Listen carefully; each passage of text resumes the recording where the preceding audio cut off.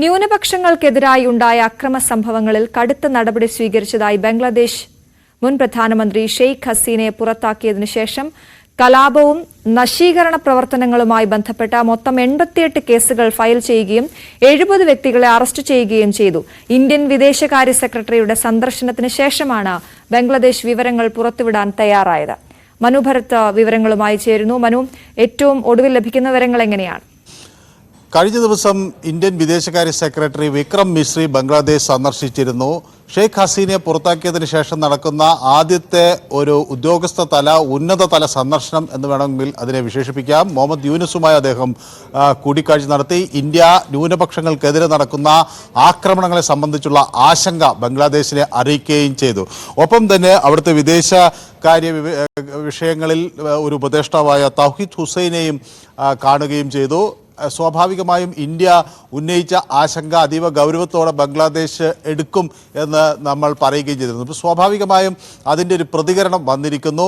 ബംഗ്ലാദേശ് കൃത്യമായ നടപടികൾ സ്വീകരിച്ചതിൻ്റെ കണക്കുകൾ ഈ മുഖ്യ ഉപദേഷ്ടാവ് മുഹമ്മദ് യൂനുസിൻ്റെ പ്രസ് സെക്രട്ടറി സഫീഖുൽ ആലമാണ് പുറത്തുവിട്ടിരിക്കുന്നത്. 88 സംഭവങ്ങളാണ് ഉണ്ടായിട്ടുള്ളത്.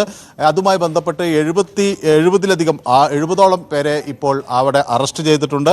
ഇത് കൂടാതെ തന്നെ ന്യൂനപക്ഷങ്ങളായ ഈ ബുദ്ധമതത്തിലെയും ക്രിസ്ത്യൻ വിഭാഗത്തിലെയും ആളുകൾക്ക് നേരെ 62 അക്രമങ്ങൾ നടന്നതായി ബുദ്ധ ക്രിസ്ത്യൻ പരിഷത്ത് ഒരു പരാതി നൽകിയിട്ടുണ്ട്.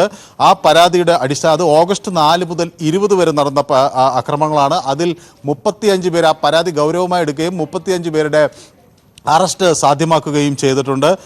അതുപോലെ മറ്റ് മതസ്ഥാപനങ്ങൾക്ക് നേരെ ഓഗസ്റ്റ് 5 മുതൽ ഒക്ടോബർ വരെ 26 ആക്രമണങ്ങൾ നടന്നു എന്നാണ് പറയുന്നത്.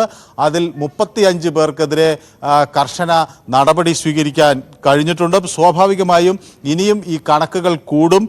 ഇതുകൂടാതെ 2-3 സ്ഥലങ്ങളിൽ ഗയിലും അതുപോലെ ഗസിപ്പൂരിലും ഒക്കെ കൂടുതൽ ആക്രമണങ്ങൾ നടന്നതിൻ്റെ വിവരങ്ങൾ ലഭിച്ചിട്ടുണ്ട്. സ്വാഭാവികമായും ഇവിടെയെല്ലാം ശക്തമായ നടപടികളിലേക്ക് ബംഗ്ലാദേശ് സർക്കാർ നീങ്ങും. ന്യൂനപക്ഷ സംരക്ഷണം എന്ന ഇന്ത്യ ഉയർത്തിയ ആവശ്യത്തെ അംഗീകരിക്കുന്ന ഒരു നിലപാട് ബംഗ്ലാദേശിൽ നിന്ന് വരുമ്പോൾ അത് ഇന്ത്യൻ വിദേശകാര്യ സെക്രട്ടറിയുടെ സന്ദർശനം ഫലം കാണുന്നു എന്ന സൂചനകളാണ് നൽകുന്നത്. വിവരങ്ങൾ നൽകിയത് ലോക